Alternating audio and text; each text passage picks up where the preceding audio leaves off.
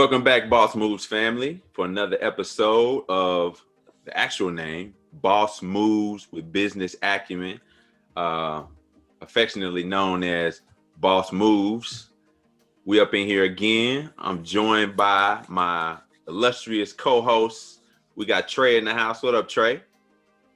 Peace, peace. What's going on, family? My man coming live from the DR. Yes, sir. Big time, Boss Moves, bro. Big time. We'll talk about that later. We're gonna get into that. But what's up, Mo? What's happening with you, brother? What's good? What's good? Good to see y'all fellas. Yes, as always. You too, brother. You too. Man, we're gonna get right into it, brother. We're in we're still in these strange times around the world, globally. We're dealing with this COVID-19. So different places around the globe have lockdowns and curfews and restrictions. I'm in Atlanta. I happen to be in a spot that's been wide open for most of the time. So most of the least. Time, everywhere else been closed. Atlanta's still popping. So I don't Right. Never closed. Right. I'm happy, but cool. Mo, talk about your city. Man, we've been locking it down here in the DC area. The mayor, Muriel Bowser, she's been on top of it since day one, making sure we get our numbers low, keeping them low. And for a lot of y'all who know about DC area, it consists of DC, Maryland, and Virginia. So all those three areas really have been, keeping those numbers pretty steady and steady low. That's good. Okay. Business been cool. Like, have they adjusted somewhat? They've had you as a business owner. Like, what does it look like? Well, so I'm in healthcare, so it hasn't slowed up for me. If anything, it's picked up because, people are in need of healthcare right now. So, right. But they have put curfews out on certain businesses. Things closed down maybe about 10 o'clock. But it's been hard on businesses for the most part because nightlife and this is a touristy area, so there's a lot of businesses missing out on money right now. A lot of them are closing because they can't just live off of what the government is providing as assistance, which ain't much. We all know it's not much. So for sure, of course, it's crazy. Well, Trey, being in the Dominican Republic, we got another perspective. Somewhere outside the U.S. What's it look like there, my man? Well, and I'm coming from Nashville, of course. I know you all are in D.C. and Atlanta. Nashville was even really crazy. Businesses, from what I thought was crazy, businesses shutting down really like 11 p.m. And usually 3 a.m. On Friday night, Saturday night. So those are your real prime drinking hours. You're cutting off a lot of bars and, like you said, the tourist areas. Yeah. And then we just had the bombing in Nashville too, downtown. So that cut off a whole tourist section, of course. So really thought that was crazy. Just all the pandemonium really going on in America. Till I got to the DR. So come down to the DR. Man, I thought 11 p.m. was crazy because how it is with Atlanta. We'll hop down to Atlanta like it's nothing, and Atlanta, like you said, is wide open.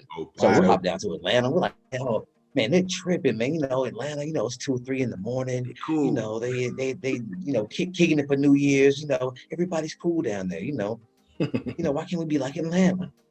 Man, it makes you appreciate it. Come down here. I tell you, weekend. Your prime hours, curfew is noon. Noon? 12 noon? Not midnight. Wow. Not midnight, 12 noon. So think if you have a bar, and this is Saturday and Sunday, think if you have a bar and you're trying to, this is a tourist country. That's right. So it's a lot going on. Your main tourists are here on the weekend. So that's true. That's the entire economy. You think how many canceled trips that was coming here for the weekend. They hear because it was supposed to be on the weekends from the 1st to the 10th. So January 1st, they did let them go out and kind of party a little bit for New Year's. And then really from the 1st to the 10th, Saturday and Sunday, 12 p.m. But they extended it to the 26th. And of course, coincidentally, now you have to have, all the COVID tests and everything. So luckily, I'm actually getting back before, the inauguration happens. So Biden is officially in office, but I'm getting back before the 26th, where all the real stringent COVID laws come into play. But it's really no joke. And what happens is, after a certain amount of time, they give you a little leeway after the 12 to kind of get home or whatever. People are working till 12. They need to get time to get home. So they give you a couple hours to get home. But after that, they're locking people up. I'm talking about serious. Like, if you go out in the streets, like, because and I understand it from some aspect, because it's such close-knit communities. Whereas, you can easily say, "Oh, I'm just in the street in front of my house," but next thing you know, it's a block party. You understand what I'm saying? Right. Because you know what I'm saying. Everybody's in the street in front of their house. So I mean, they can't let no leeway. Like, they can't really. they're giving, and I'm talking about, they're giving none. I'm talking about, like, yeah, if you're walking down the street at 4 p.m. on a Saturday, yeah, you're going to jail. I mean, don't they fine you too, or yeah, and that's really what I was getting to. Wow. Now they don't have, you're not collecting as many taxes in terms of the government. You're not collecting as many taxes, from bars and everything and all the tourists. Retail, So, yeah. So now, how you getting it? You locking people up. If tourists are here, you're definitely locking them up. If you think they're from America or Europe, you definitely gonna lock them up and tax those dollars. And then the regular citizens, they're taxing them too. So Trey, let me ask you. So when they are catching people, how much is bail, or how much are they charging people to get out? I mean, crazy, ridiculous amounts, $1,000, $1,500 type of thing. I mean, it's crazy. I know I read the fine amount is $1,700 US. 17. See, you see what I'm saying? That's a lot of money, bro. Yes, that is a lot for being outside. Just for being outside. And do you know how much $1,700 US is here? You know how much you can live? You've been living for months. Right. Living for a few months. With a maid. Right. Pinky up. I mean, come on, man. $1,700 goes a long way. So, yeah, it's really taxing the people, and it's just funny because we're talking about all the pandemonium. Of course, they watch all the U.S. news, so they know, like, they're telling me, like, oh, look what's going on at the Capitol when they storm in the Capitol and everything. So they watching all this, but then you come down here, and it's like, oh, your citizens are about ready to revolt against your government too, because all the laws and they're tired of it. You got to realize they've been very strict. They've had a strict curfew for months. I thought last time I was here was in November, and their curfew on the weekend was 7 p.m. And I thought that was crazy. And now I come back and it's noon. I'm like, oh man, that's ridiculous. That's strict. It's ridiculous. So it's a lot of money being lost, and the government's making up for it. So I mean, that can only cause for revolution, really. I think I saw something that said that the president in DR, he made this commitment that they would be COVID free in some certain period of time or something. I think that's fueling like how hard he's being about it. So he made some crazy commitment. I read about it. Hey, might bite off more than he can chew, really. He wild with it. He was like, yeah, we will be COVID free and back open by, like, he said somewhere in the middle of the year or something like that. It's crazy. I was like, really, dog? Promise that? So that was kind of wild. So here's one of the things I saw. Oh, is he gonna show the screen? Y'all see the screen? Yeah. Curfew violators face 1,700 plus. I didn't see the plus. I'm telling you, it's crazy. And look at all them police cars. That's for people standing outside. No violent protests, standing outside. Wow, that's it's not like you really got to be doing anything. I mean, when they say do not be outside, it's not like you get, like in America or something. If you have a curfew or something, you might get caught. They might give you a little $50 ticket or something. Like, here's $100 ticket for being outside or something. Like, go home. Like, if you get caught again, you'll get another $100 ticket. If you get caught, 3 hours later, something silly like that. Not here. You're literally going to jail. But it goes back to what I was talking about, even with, just they don't have maybe as much crime as we do, because America can't even afford to just lock people randomly up for our prisons, our jails too overcrowded as it is. Right. I guess they have nothing to do. That's one of those Barney Fife situations. I was gonna ask you if crime, like you would think that, as money gets kind of tight, businesses aren't able to operate, people aren't able to work like they need to. Has there been a spike in crime? Is the government paying any kind of monies to the people, to the population? What's going on? No, not really. And of course, there's going to be, little spikes in crime, but it's weird. Like, you might think of, you think of some third world countries, whatever you want to call them, and right. You think it might just be crazy, but like, even I've even had dudes come to me like, oh man, like, it's crazy going down there. You got to be safe going down there. I'm like, dude, you're from South Memphis. No, true. You're from the south side of Chicago. Right. You think it's like just so wild and crazy down here, dude. You're literally from like Crenshaw, like. Right. You need to chill, bro. Cake. This is cake down here, like Grape Street.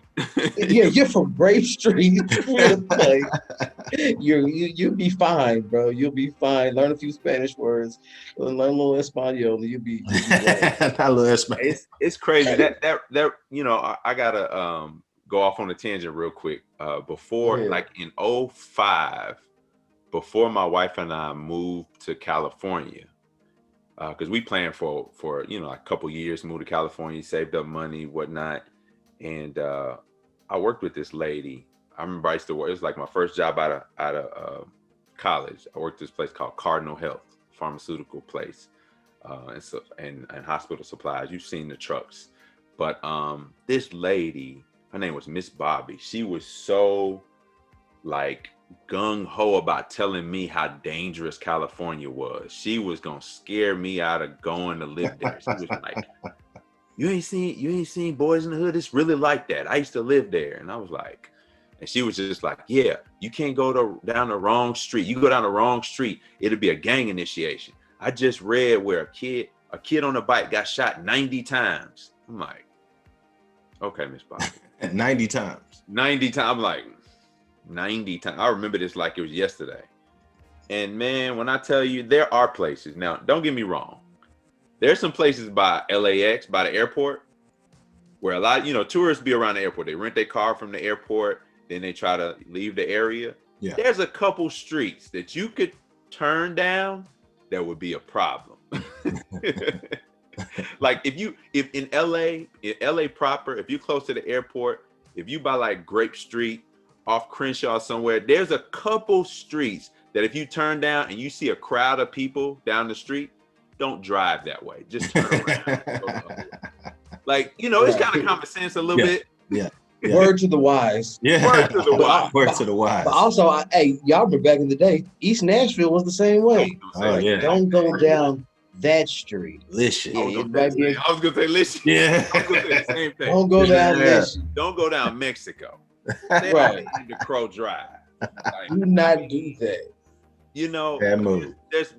My point is that there in California, man, it was super cool. Everybody's super laid back. I had the best times. Like my wife and I's favorite area was over there by the Marathon store, over there off Crenshaw. Like our favorite restaurant was over there.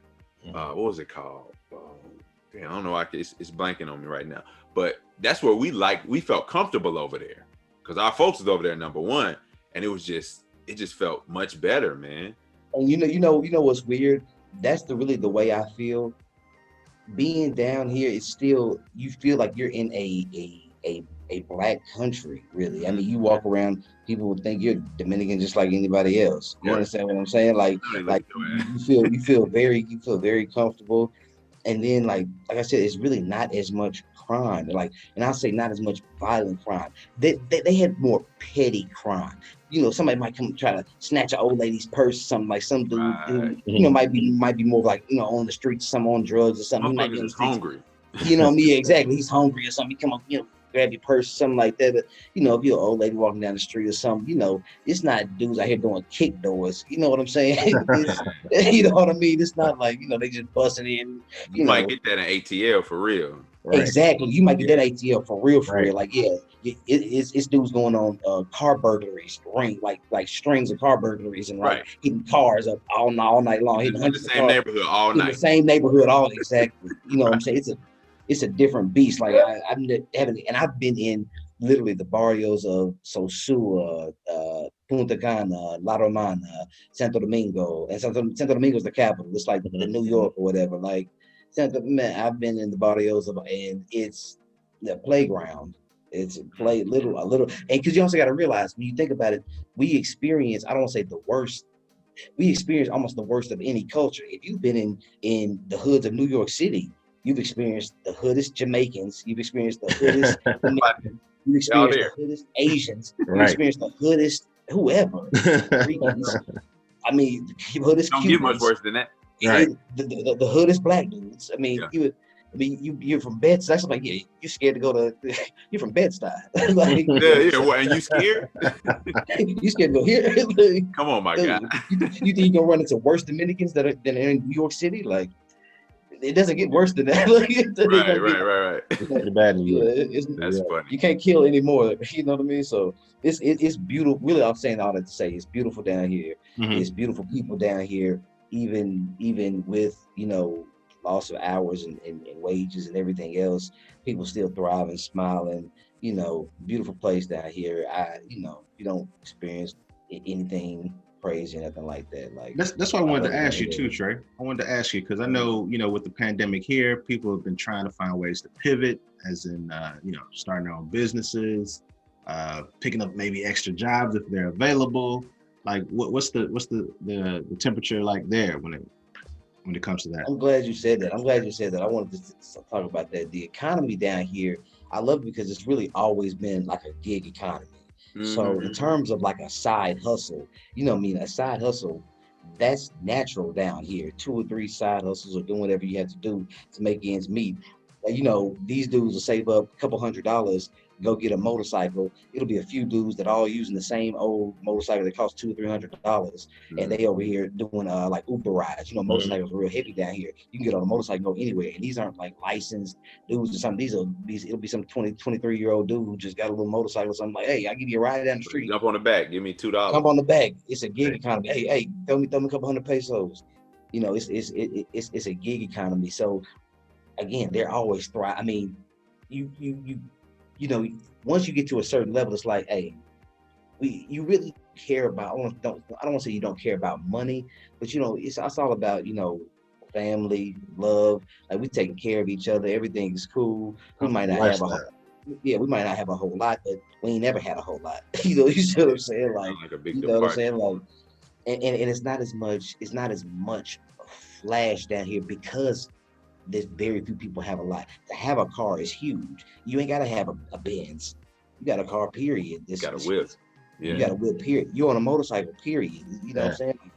So it's not as much of the having to show the Joneses as you have in America. You understand what I'm saying? So, because that really fuels a lot of our crime. And, you know, I'm trying to get a Gucci belt. I'm trying to, you know, sell drugs and do this. And it's not really that atmosphere down here. You don't really have to, because unfortunately, hip hop culture has turned it into where the gangsterism is cool almost. It's not even almost for survival anymore. Right. It's almost, you want to be gangster. It used to be survival. Right. It's not even survival anymore. Economic survival. It's just, that's how it is. It's a way of life. Exactly. Whereas down here, it's still that way of life. So it's very few like people like that. You know what I'm saying? Like, it's very few people who are out here just robbing and stealing. Most people just have just regular little jobs and go to work and come home and be satisfied out here playing their music, you know. That's funny you say that too, Trey, because, you know, growing up, you know, in Nashville, you know, it wasn't the best neighborhood, but it wasn't a hood. But, you know, in North Nashville, you got guys, you got your friends saying, man, why you want to leave the hood? Why you want to leave Nashville, man? Ain't nothing, you know, stay right here, stay at home, man. But there's so much in the world to see. It's so much out there, and it don't cost a lot. It don't take a lot. You know what I'm saying? It takes nothing at all except heart. I'm down here like I was mentioning you all earlier. I'm in my own apartment down here. I'm not sitting here in some resort. I have an apartment down here. I have my own car down here. It just takes, you got to have some, some cojones. You got to have some guts about you to get out into the Yeah. world. Yeah. That's what I hate, that think that a lot of Black men are scared to get out of the inner cities and really get out here and understand like how much money and how many things are going on in the world. Yeah. I'm down here. I was over here talking to a brother yesterday, brother and his father yesterday. His father's actually a lawyer. His daughter, and they actually own a family farm. And we over here talking about agriculture and growing food and distributing food, to people and starting business and everything down here. So it's bright people down here. You know what I'm saying? It's money. It's prosperity. It's hope down here. You understand what I'm saying? So Yeah. absolutely, we have to get out. We have to get out into the world and realize how huge the world is. You understand? And there's so many people around the world that look like us. Like Yeah. you sit in Nashville, Tennessee all day. I guess you do think East Nashville is your only place, because you go outside of East Nashville, it's nothing but honky tonk land. You understand what I'm saying? Right. East Nashville, North Nashville. I mean South Nashville. You know what I'm saying? You go outside of the inner city, it's nothing but honky tonk land. So Right. you don't want to go visit, but our people are everywhere. Yes, man. Right. I try to tell people, man, traveling is eye-opening. And like I've Right. said in past podcasts that we've had, like, we are the global majority. They want to call us minority here in the US, but in actuality, we are the global majority. So, I mean, traveling is the thing to do. It is, like I said, it's eye-opening. And you even get treated better a lot of times when you go outside of the US. And it gives you options, because these are so uncertain times. Like, I feel so comfortable. I could easily get out of America and be comfortable. Like, I can get out of America and live. Like, there's going to be a time, and people might not understand this just yet. There's going to be a time when our borders are locked down. You can't get out of America. There's going to be a time when nobody in the world wants you here from America.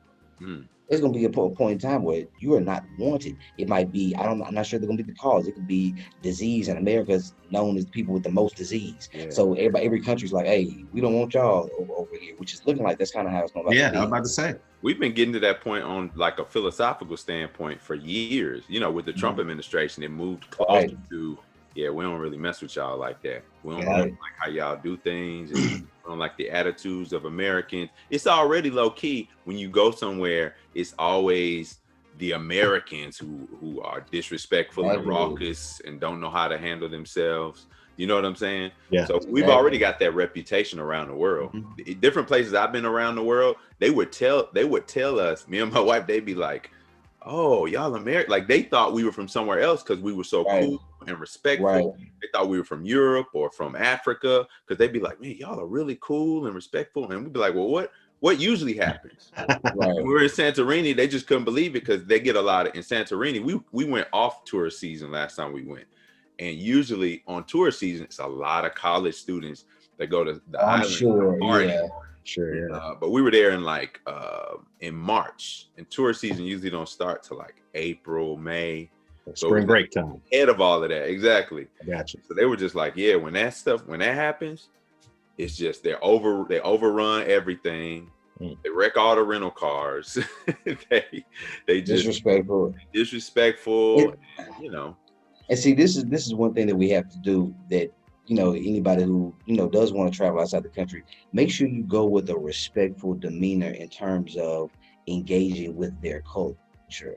I don't come over here and talk English and expect you to understand English. I come over here and come with the humblest of Spanish and apologize and beg that you please understand me and help me out. Yeah, forgive my Spanish, forgive my broken Greek, because we tried to learn as much as we could when we went there. And we went to a restaurant talking about y'all got burgers, y'all got some French fries or something, like, you know what I'm saying? Going over there trying to insert your culture into something, try something new, see what they have. Absolutely. I always see what they have, and it's so funny because they love everything American over here. But when you come over here, or go anywhere, definitely get into their culture, their food, their music, everything they have to offer. And that gives you the best experience, what I'm saying, that you can have, and it gives you it gives you those business connections. Yeah. I mean, it gives you the business connections that you have and really make moves down here. Because that's really, I'm trying to establish myself to the point where I can make financial moves. That's the only thing about it. I would say I'd be down here more if I didn't have to make money in America. You understand what I'm saying? So I'm coming down here more often to see how I can make some money down here.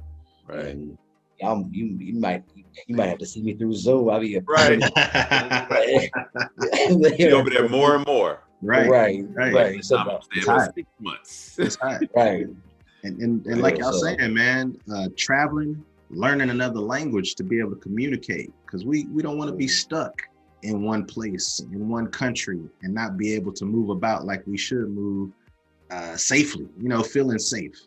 You know what I'm saying? So, and most of our people that were enslaved from Africa were brought to south of North America. That's where they were brought to. Yeah, exactly. So most of them. Yeah. So especially like Brazil, Brazil is number one. And I tell people, all the time, to be honest with you, if you learn the language, you can blend in anywhere. All three of us right now can learn Arabic and tell people that we're from some part in the Middle East, and they'll believe us. We can learn. I mean, we could be from Africa. I mean, of course, but we could be from any part of Africa, any part of South America. I mean, we literally have the world at our foot, and especially the black man of America, because we don't understand how much power we have. We influence everything. I mean, they dress like Black American. I'm sitting looking down, I'm like, who is this? Lil Uzi? Like, who are you? Who are you trying to be? I'm over like, I'm over here in the middle of La Romana, in the barrio of La Romana, and Lil Uzi Vert walks by. Like, where did you get that idea from? So we just influence everything, and we don't understand our power. So once we really collect our dollars, we could, and of course, I'll bring some things back to you all as well, but we can really pool our resources and start doing international trade. And that is so huge as a small community, just like Asians do. They still trade back and forth, and and not only that, they create monopolies on trade. Try to get into the hair care industry in America without having to go through an Asian. And that's not being racist or nothing. That's smart economics. That's smart economics. I understand it and I respect it. We get caught up in the feelings and emotions. I'm so about economics, like in business. I'm so about economics. I don't even care if you cheat and you steal. If that's your form of getting money, I respect it. Now you're gonna have to respect the consequences. You have to respect the reaction. Right. But we have to start instilling that emotion into other cultures. It's called putting sanctions on people. When you're dealing with countries and nations, it's called putting sanctions on people. Oh, I'm going to put taxes on you for this. You might put taxes on me for this. We're going to have to negotiate and trade and everything. So that's what we have to start doing with other nations. We need to start pooling our resources. Like, no, we're not going to buy from you. We're not going to do this. Oh, you don't want to give us an entry into the hair care and allow us to get hair care products wholesale. We put them sanctions on you. But okay, we're going to stop buying from you then. Absolutely. We're going to stop buying. How much would that change their business? Oh, man. Big time. Black and white. Time out. I tell people all the time, America's international foreign policy is a direct result of the lack of discipline of Black American men. Absolutely. Black American men got together, pooled their resources, started their own convenience stores. You'd never see an Arab in the neighborhood. If you sat there and pulled your resources and demanded that you were able to get hair care products, if our women wanted hair care products, it ain't no problem if you want to go get, whatever you want to do to your hair, especially if we owned the industry. Yeah. We're consumers in every industry. You understand what I'm saying? Consumers. And we're the top consumers in every single industry, but we would run honestly, we'd run every single immigrant out of America. The American dream is the Black American man. Yes.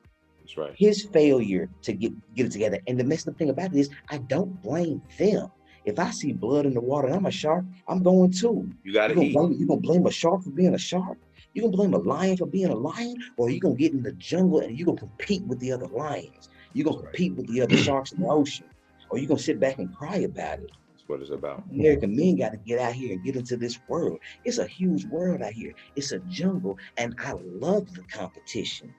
I feed on the competition. I love this. I go get with brothers like yourselves, and we go get money together. I Right. love the competition. Go I eat. love being able to say, my team is going to eat anywhere. My team will go to Dominican Republic. We're going to eat. We'll go to Bali. We'll eat. We'll go to anywhere, and we will eat on this planet. You understand what I'm saying? Absolutely.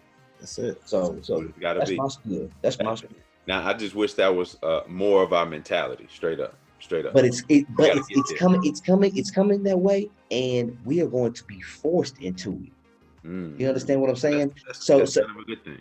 it is a good thing. It's a beautiful thing. We'll be forced into it, and in the end, it'll be it's the birthing of a new people with a new thought process that will be able to run. We could easily run the world. Easy. That's nothing. I look at world domination economically. I look at that that's destined. We're literally at the part in the Bible where God is saying, "Hey, there's the promised land right there. You got everything you want right there. Don't cry. Yeah. Don't cry. You got it good." And I noticed a lot of things that's happened since the pandemic that I haven't seen before. I feel like I've seen more Black Americans into the stock market, more Black Americans into real estate. So you're right, Trey. It's coming. We're expanding. Exactly. We're expanding. Our minds are expanding, and it's Absolutely. like you said, Trey. They're being forced. This Right. pandemic, And it's a beautiful thing. The Trump administration that forced a lot of things. It forced us to Exactly. look at some things.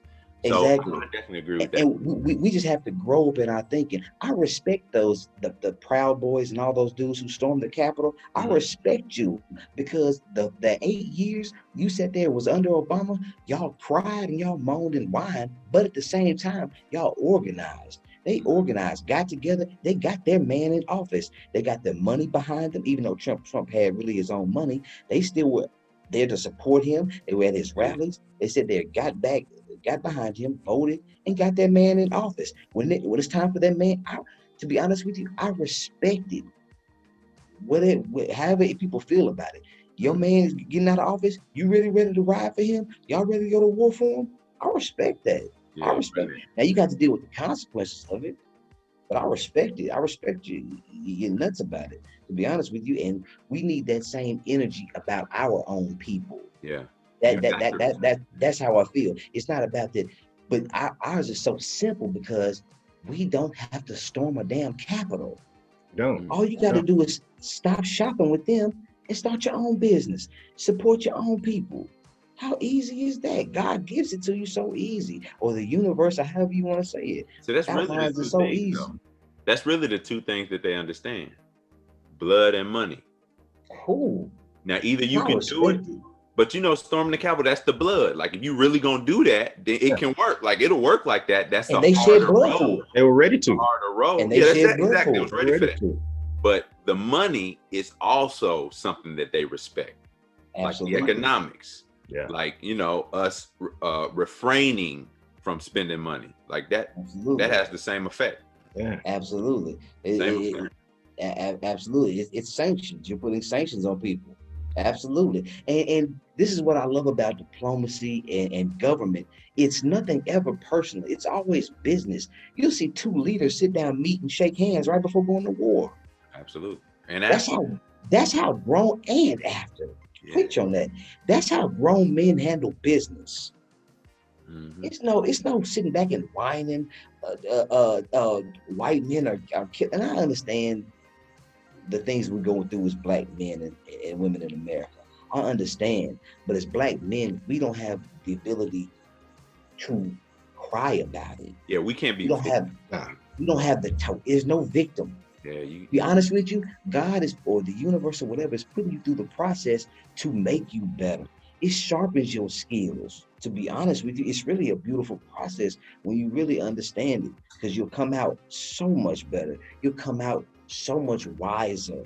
You understand what I'm saying? With so much more ability. Because look how great we are at our worst. We only can go up. Look how great we are. The world marvels at our abilities, at our worst. Look at and I'm not even talking about basketball. Look at all the inventions started by Black American men. Yeah. American men. And that's Look how we half of that advanced. is in captivity. In captivity. That's in slavery. Think about that.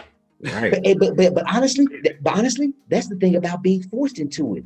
Who else is going to invent things other than a slave? If you sitting back not having to do nothing, you ain't really got to invent nothing. Why invent anything if he's going to do it for me anyway?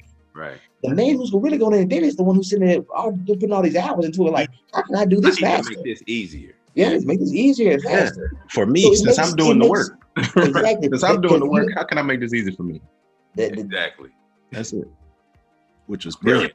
That's an invention.